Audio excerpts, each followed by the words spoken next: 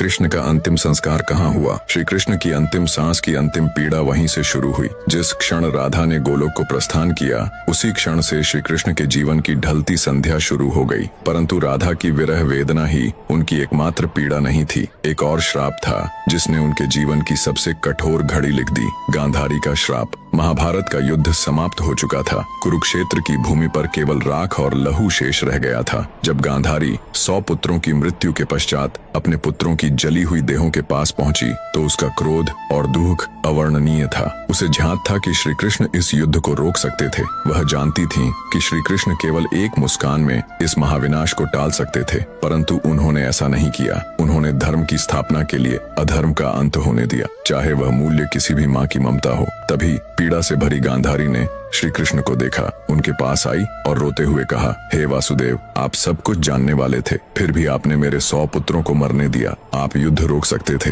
पर आपने केवल तमाशा देखा। मेरी ममता की आग आज आपको भी छुएगी। मैं आपको श्राप देती हूँ। ठीक वैसे ही जैसे मेरा वंश समाप्त हुआ, वैसे ही यदुवंश भी नष्ट होगा और आप भी अपनी मृत्यु को अकेले अपनों से बिछुड़कर एक तीर की पीड़ा में अनुभव करेंगे। श्री कृष्ण ने गांधारी के श्राप को शांत मन से स्वीकार किया, क्योंकि वह जानते थे यह भी उसी लीला का एक भाग है। जिस न्याय को वह लेकर आए थे, उसी न्याय की अग्नि अब उनके अपनों को भस्म करेगी। गांधारी का श्राप, राधा की जुदाई और यदुवंश का अंत, यही वो अंतिम अध्याय थे जिसने श्री कृष्ण के मानवीय रूप को सबसे गहरे दुख से भर दिया। अब जानिए कैसे त्रेता युग में श्री राम द्वारा दिया गया वरदान बना द्वापर में श्री कृष्ण की अंतिम लीला का कारण। अगर आपको श्री कृष्ण की अंतिम सांस के बारे में आगे बढ़ाना है तो चैनल को सब्सक्राइब करें। त्रेता युग का वह समय था जब राम ने रावण का वध कर अयोध्या लौटकर राम राज्य की स्थापना की थी। एक शाम अयोध्या के समीप एक तपस्वी राक्षस आया। नाम था जरासुर। वह युद्ध नहीं चाहता था,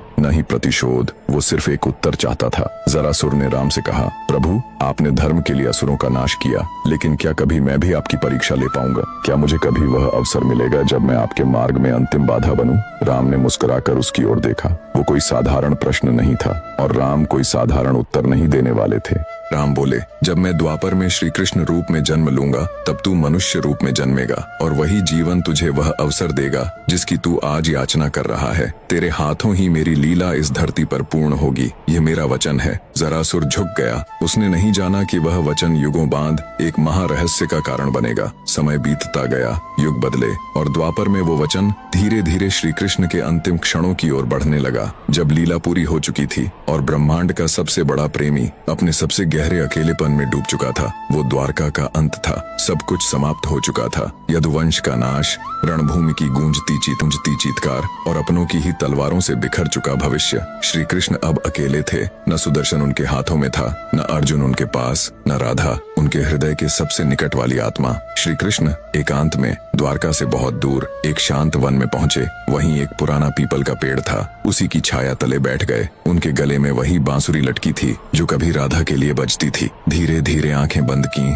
और बांसुरी के सुर हवा में बहने लगे। सुरों में वेदना थी, तड़प थी और राधा के नाम की पुकार। उनकी उंगलियां कंपन कर रही थीं, लेकिन राग राधा का ही था। दूर, बहुत दूर गोलोक में राधा बैठी थी, परम धाम की ऊंची सीढ़ियों पर। जैसे ही उस बांसुरी का स्वर वहां पहुंचा, राधा की आंखों से अश्रुधारा बह चली। उन्होंने देखा कृष्ण अकेले हैं। प्रेम की वो दिव्य मूर्ति जिसने सारे संसार को मोह से मुक्त किया, आज स्वयं मोह योग में डूबा हुआ है। राधा ने कांपती आंखों से कृष्ण की ओर हाथ बढ़ाया, पर वे उन्हें छू नहीं सकती थीं। गोलोक की देवी, परम ब्रह्म स्वरूपा राधा, जिसे सारा ब्रह्मांड पूजता है, आज कृष्ण के दुख के सामने असहाय हो चुकी थी। प्रभु, अब बस कीजिए, राधा की आत्मा ने रोते हुए कहा। मुझे वापस आने दीजिए। मैं फिर से आपकी बांसुरी के सुर बनकर लौटूंगी। मैं फिर से वृंदावन की कूंजों में बहूंगी, पर मुझे यह अकेलापन